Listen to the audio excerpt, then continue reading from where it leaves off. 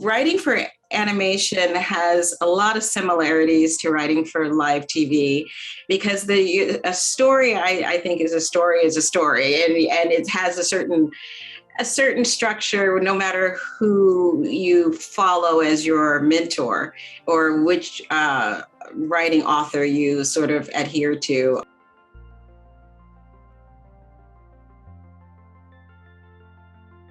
With animation, you have to take into account how this will be drawn. You have to take into account the storyboard artists. If there's action, you have to spell it out, what's happening, so that you guide the artist to knowing what to draw. So I think that's a key difference between animation and live action. So you're writing for an audience, but you're also writing so that the artists understand what you're doing. It starts with basically a problem that the character needs to solve, and then it goes to like the end of Act One that propels you into the journey that takes you to the end of Act Two.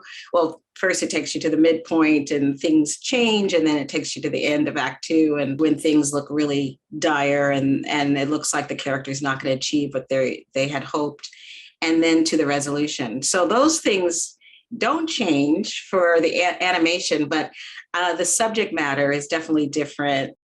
Written for different age levels of children's animation.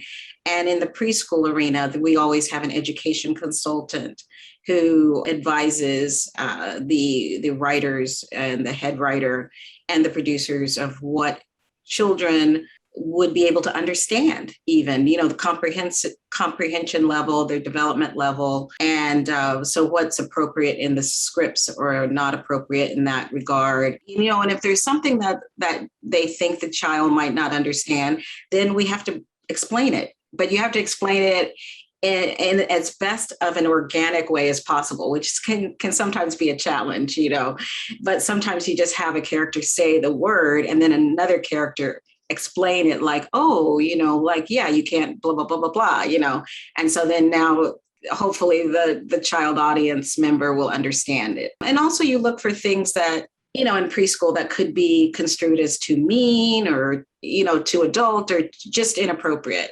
So those kind of things can slip in. Not that the writer is purposely trying to do that. It's just that we're adults and sometimes we bring a certain way of writing a script into that.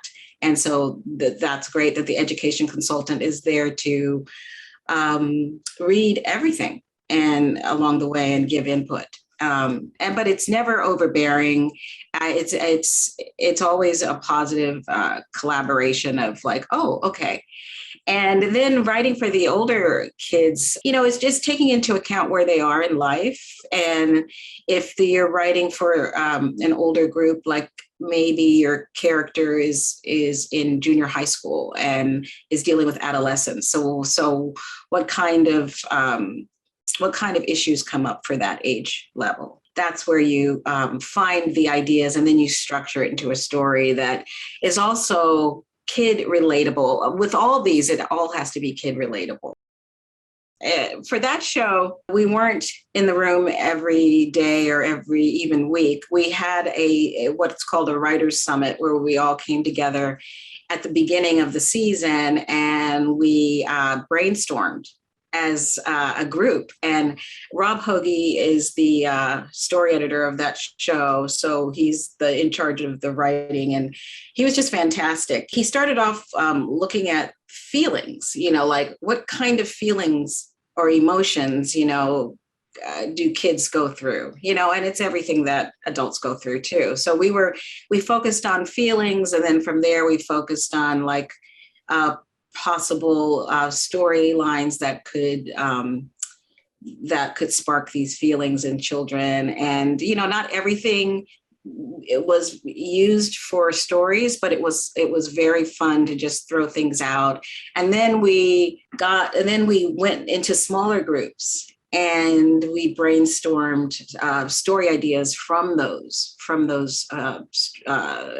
beginnings of feelings for the children that the children have. And then we were able to verbally, once we broke out back into the larger group, we were able to pitch those ideas to the room and to Rob, and he would note which ones felt like, oh, there's something there.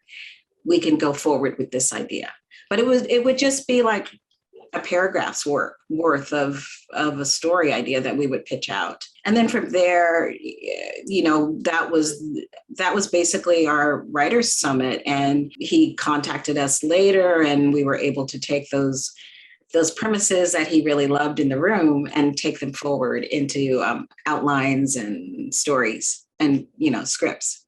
I can't talk in detail about this one thing, but I am, looks like I will be going into development on a particular children's animated show. Things look good for it. It's not, I've done some initial work. I've done some initial figuring out the characters and what the story would be.